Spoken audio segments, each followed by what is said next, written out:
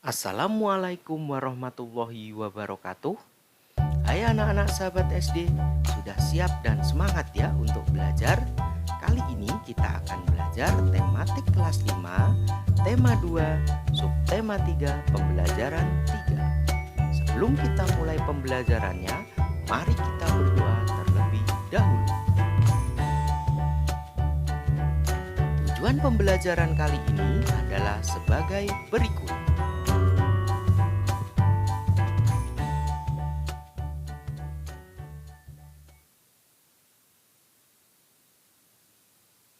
Masalah sampah menjadi masalah yang umum dihadapi masyarakat di kota atau daerah manapun.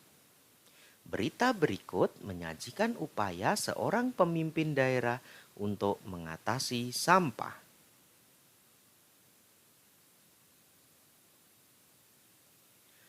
Kelurahan Babakan Pasar luncurkan gerakan pungut sampah.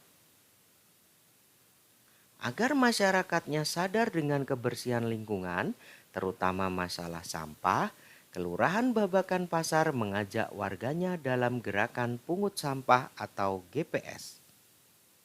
Lurah Babakan Pasar, Rokib Al-Hudri, menyatakan GPS ini merupakan program pemerintah kota atau Pemkot Bogor pada tahun 2016. Program ini bertujuan agar kota Bogor terbebas dari sampah. Karena masalah sampah merupakan tanggung jawab seluruh masyarakat. Sampah ini bukan hanya tanggung jawab pihak kelurahan atau orang per orang, tapi tanggung jawab bersama kita semua. Jelasnya, Rokib berharap ke depannya warga Babakan Pasar lebih peduli lagi dengan sampah yang selama ini selalu berserakan sehingga wilayah Babakan Pasar terbebas dari sampah. Kalau sampah ini sudah tertata dengan baik, selain indah dipandang, maka warga masyarakat pun akan terhindar dari penyakit. Pungkasnya.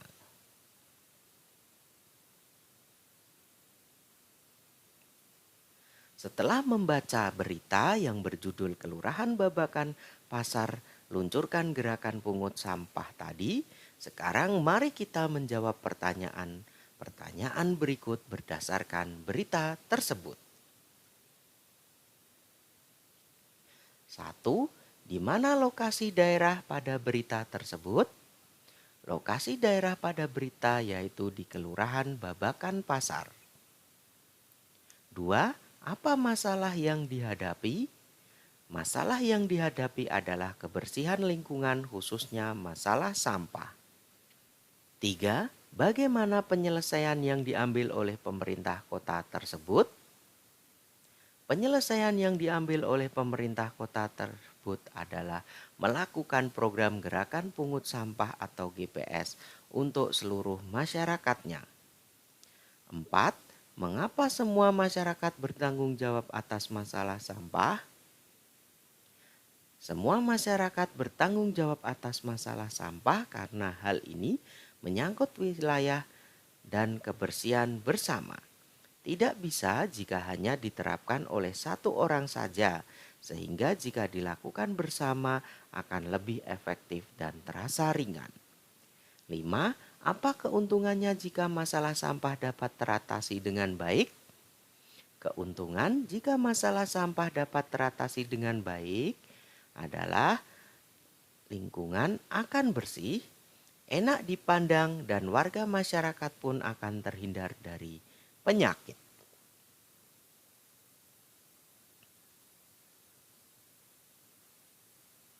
Apa yang terjadi jika masyarakat tidak mau bertanggung jawab atas masalah sampah? Ya, tentu saja lingkungan di sekitar akan menjadi kotor dan bau dan akan menimbulkan berbagai macam penyakit. Bisa juga menyebabkan banjir akibat aliran air dan sungai tersumbat oleh sampah. Sampah yang menumpuk dapat mencemari lingkungan dan mengganggu kesehatan organ pernapasan. Tahukah kamu Ada orang yang kegiatan sehari-harinya adalah mengumpulkan sampah yang dapat diolah kembali. Ya, betul. Kita biasa menyebutnya pemulung.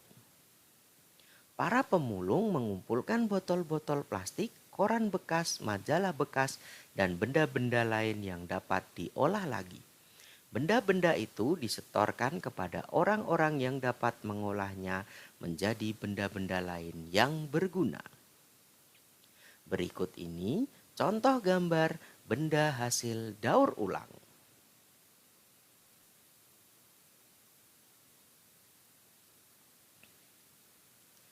Apa pendapatmu mengenai pekerjaan pemulung? Pekerjaan sebagai pemulung adalah pekerjaan yang mulia karena para pemulung juga membantu mengurangi dan meminimalisir sampah-sampah yang ada di lingkungan seperti botol-botol plastik, koran bekas, majalah bekas, dan benda-benda lain yang dapat diolah lagi. Apa pendapatmu mengenai usaha pembuatan benda-benda daur ulang? Sangat apresiatif dan inspiratif karena mereka mampu memanfaatkan ulang bahkan menambah nilai dari benda yang sudah tidak terpakai. Bagaimana cara menghargai jasa para pemulung? Caranya dengan memilah sampah sesuai dengan kategorinya. Tidak sembarangan membuang sampah sehingga memudahkan kerja para pemulung. Kemudian, bagaimana cara menghargai usaha membuat benda-benda daur ulang? Kita dapat ikut menghargainya dengan cara ikut menggunakan benda-benda daur ulang tersebut. Untuk lebih memahami tentang pentingnya menghargai pekerjaan atau kegiatan usaha ekonomi orang lain, mari baca bacaan berikut ini. Menghargai kegiatan usaha ekonomi orang lain. Kegiatan ekonomi yang dilakukan setiap orang melibatkan orang lain. Keterlibatan orang lain dapat dilihat dari kegiatan produksi, distribusi, dan konsumsi. Pada kegiatan produksi, orang yang terlibat adalah tenaga kerja. Pemakaian tenaga kerja dimaksudkan untuk memperlancar kegiatan produksi. Tenaga kerja adalah memperoleh balas jasa dari produsen berupa upah atau gaji dari produsen. Selanjutnya, barang hasil produksi akan disalurkan kepada konsumen atau masyarakat oleh distributor. Dari kegiatan penyaluran barang tersebut, distributor akan memperoleh keuntungan. Contoh distributor adalah agen, pedagang besar, dan pedagang eceran. Konsumen adalah pihak yang mengkonsumsi barang dan jasa untuk memenuhi kebutuhan hidupnya. Barang dan jasa diperoleh dari produsen secara langsung atau melalui perantara distributor. Ketiga pelaku kegiatan ekonomi tersebut akan saling berhubungan membentuk arus diagram ekonomi. Coba temukan peran produsen, distributor, dan konsumen dalam perekonomian Indonesia. Selanjutnya bahaslah bersama teman dan guru di kelas. Setiap pelaku kegiatan ekonomi memiliki peran masing-masing yang saling menguntungkan. Menurut kodratnya, manusia berperan sebagai makhluk sosial dan makhluk ekonomi. Sebagai makhluk sosial, manusia akan berhubungan atau berinteraksi dengan manusia lain. Sebagai makhluk ekonomi, manusia akan melakukan kegiatan ekonomi dalam upaya memenuhi kebutuhan hidupnya.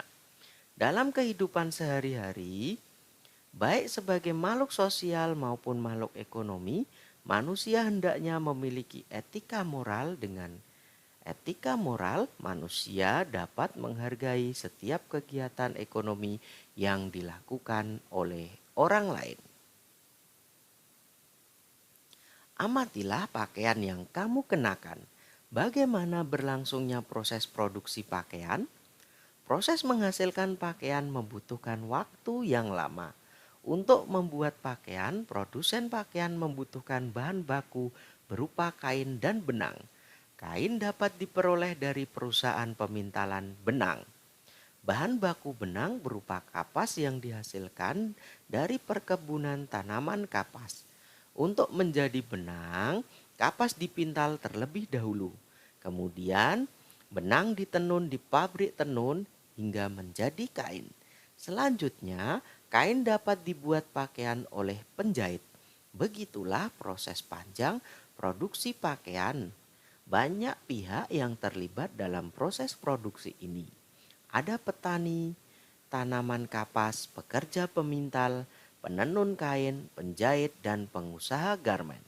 Begitu panjang proses produksi ini, hendaknya kita perlu menghargai kegiatan ekonomi orang lain. Kalian telah membaca bacaan tentang menghargai kegiatan usaha ekonomi yang dilakukan orang lain. Lalu, apa akibatnya jika kita tidak menghargai kegiatan orang lain dalam usaha ekonomi? Ya, tentu saja akan terjadi permusuhan dan pertengkaran, dan usaha ekonomi kita sendiri juga tidak akan dihargai oleh orang lain. Demikian pembelajaran dari tema 2, subtema 3, pembelajaran 3. Tetap semangat, rajin belajar, rajin beribadah, jadilah generasi penerus bangsa yang cerdas, berkarakter, menyenangkan, luar biasa, hebat. Terima kasih. Wassalamualaikum warahmatullahi wabarakatuh.